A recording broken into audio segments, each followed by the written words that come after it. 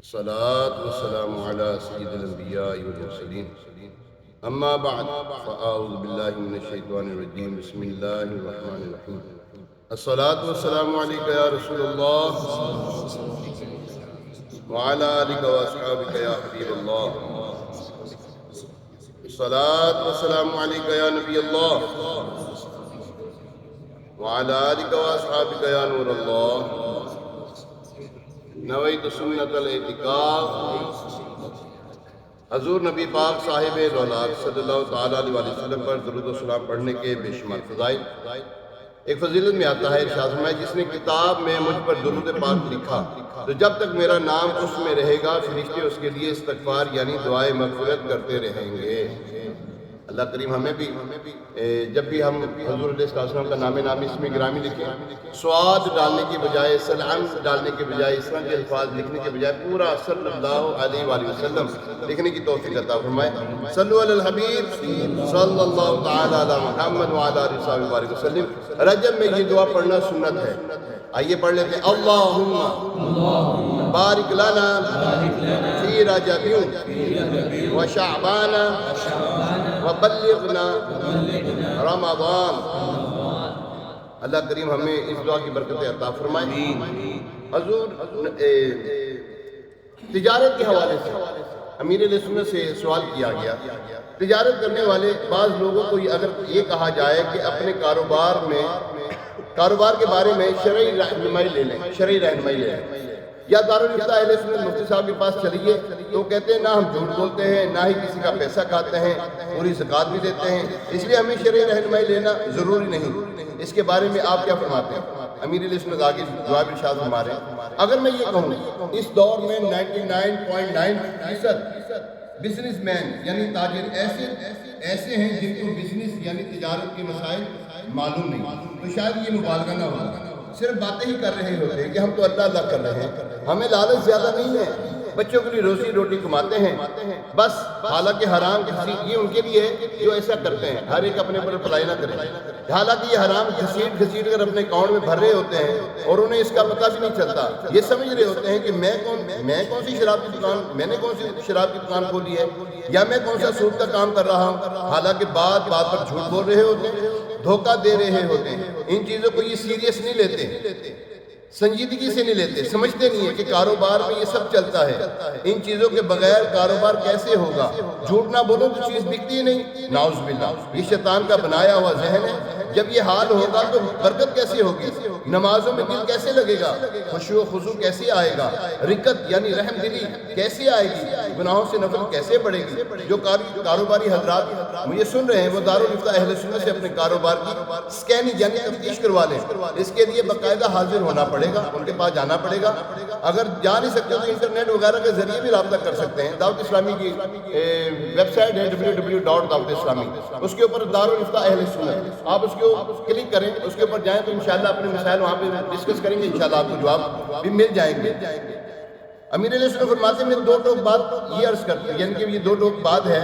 اور یہ جنرل بات ہے، کسی کے کاروبار پہ کوئی حکم نہیں لگایا، سب کو مسائل سیکھنے چاہیے۔ ملازم ہے تو ملازمت کے، سیٹ ہے تو ملازم رکھنے اور سیٹ بننے کے مسائل سیکھنا فرض ہیں۔ اگر یہ کہیں گے کہ یار ہم اس چکر میں نہیں پڑتے تو قیامت کے دن بھی کہہ دینا کہ ہم اس چکر میں نہیں پڑتے، نعوذ باللہ، کہیں ایسا نہ ہو کہ جہنم میں ڈال دیا جائے۔ جب ہم دنیا میں آئے ہیں الحمدللہ مسلمان ہیں تو ہمیں اللہ اور اس کے رسول کے احکامات ماننے ہی پڑیں گے۔ حضرت عمر فاروق اعظم رضی اللہ تعالیٰ عنہ فرماتے تھے ہمارے بازار میں کاروبار کرنے وہ آئے جو دین کا فقیہ ہو، ہمارے جو ہے نا بازار میں کاروبار کرنے کے لیے وہ آئے جو دین کا فقیہ ہو۔ یہاں پہ پتہ کیا کہا جاتا ہے؟ معاذ اللہ ثم معاذ اللہ، اور ایسے الفاظ اللہ کہ جناب ہمیں وہ چاہیے، وہ سیلز مین چاہیے جو چرب زبان ہو، جو جھوٹ بولتا ہو، جناب اس کے بارے میں یعنی کہ اکثر ایسا ہوتا ہے اس بندے کے بارے میں کہا جاتا ہے یار یہ جو ہے نا میرا ملازم ہے، یہ تو جناب کوئی جانے دیتا ہی نہیں، کیوں؟ اپنی چرب زبانی سے، اپنی جھوٹ بول کر، دھوکہ دے کر، یہ بات کر کے وہ بات کر کے، وہ کہتے ہیں پنجابی کہتے ہیں 26 وہاں کے سجی مارنا، اس طرح کی معاملات کر کے نا یوں کرتے ہیں، نہیں ایسا نہیں کرنا چاہیے۔ اپنے کاروبار کو سیریسلی سنجیدگی طور پر آپ اس کے سکیننگ کروائیں، ہم جو کاروبار کریں صحیح بھی ہے یا نہیں، ہمارے کاروبار میں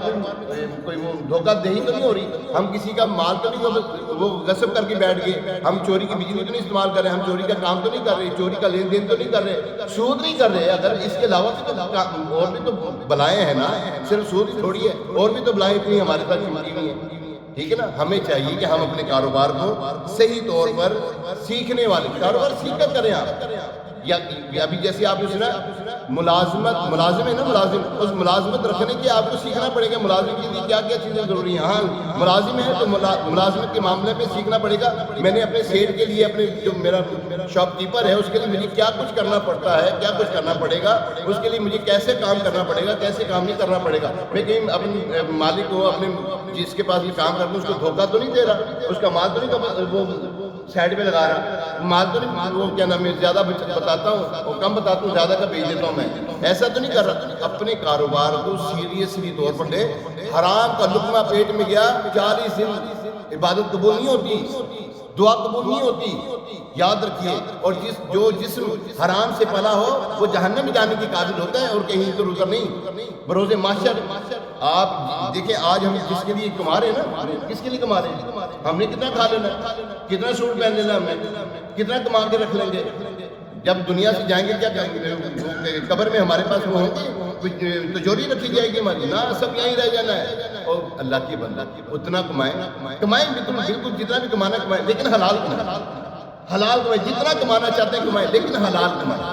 بالکل پاکیزہ ٹرانسپیرنٹ آپ کا کاروبار ہونا چاہیے، کسی کا 1 روپیہ آپ کے پاس نہیں ہونا چاہیے، کسی کا دھوکہ نہ دیا ہو آپ نے، ایسا ہو، مگر نہ یہ بروز معاشر کی جو اولاد ہے نا، یہ اللہ تبارک و تعالیٰ کے بارگاہ میں دعویٰ کرے گی، یا اللہ یہ حرام کھلاتا تھا، ہم نے اس کو کب کہا تھا یہ حرام کھلائے، یہ حرام کھلاتا تھا، اس کے بارے میں پوچھ کر پھر اس کے بارے میں کی جائے گی۔ تو اللہ تبارک و تعالیٰ ہمیں اپنے کاروبار کو حلال طریقے سے لے کر چلنے کی توفیق عطا فرمائے، آمین بجاہ نبی الامین علیہ الصلوۃ والسلام۔ بسم اللہ الرحمن الرحیم، اللہم صلی علی سیدنا و مولانا محمد معدن الجود والکرم والہ وبارک وسلم، اللہم بارک لنا فی رجب و شعبان و بلغنا رمضان۔ یا اللہ حضرت محبوب علیہ السلام کا واسطہ ہمارے لیے رجب میں برکت عطا فرما، شعبان سے برکت عطا فرما، اور ہمیں رمضان تک صحت و تندرستی کے ساتھ پہنچا دے مولا۔ یا ارحم الراحمین، جب رمضان آئے اے اللہ مکہ مدینہ دکھا دے، اے اللہ مکہ مدینہ دکھا دے، اے پاک پروردگار محبوب علیہ السلام کا گھر دکھا دے، اپنا در دکھا دے۔ یا ارحم الراحمین، محبوب علیہ السلام کا واسطہ رجب کے واسطے یا اللہ ہماری پریشانیاں دور فرما، تنگستیاں دور ہو جائیں، ہمارے کاروبار میں برکت عطا فرما، رزق حلال کمانے کی توفیق عطا فرما، رزق حرام سے کوسوں دور کر دے۔ اے پاک پروردگار محبوب علیہ السلام کا واسطہ ہمارے بیمار کو شفا دے دے، اے اللہ ہمارے بیمار کو شفا عطا فرما۔ یا اللہ ہمارے وسیم بھائی کی ممانی جان بیمار ہے، اللہ اس کے اوپر رحم فرمائے، اے اللہ اس کی شفا کاملہ عاجلہ نافع نصیب فرما، ہمارے وسیم بھائی کو شفا عطا فرما۔ یا ارحم الراحمین، ہمارے حاجی مقبول کی والدہ کو شفا عطا فرما، حاجی سرفراز کو شفا عطا فرما، اور جنہوں نے دعاؤں کے لیے کہا ہے اللہ ہماری دعاؤں کو اپنے کرم سے یا اللہ ہماری دعاؤں پر اپنی رحمت کی میٹھی نظر فرما، ہمارے جلال رضا کو شفا عطا فرما، اس کے والدین کو شفا عطا فرما، حاجرہ باجی اور ان کے والدین کو شفا عطا فرما۔ وصلی اللہ تعالیٰ علی خیر خلق محمد وعلی آلہ وصحبہ اجمعین برحمتک یا ارحم الراحمین۔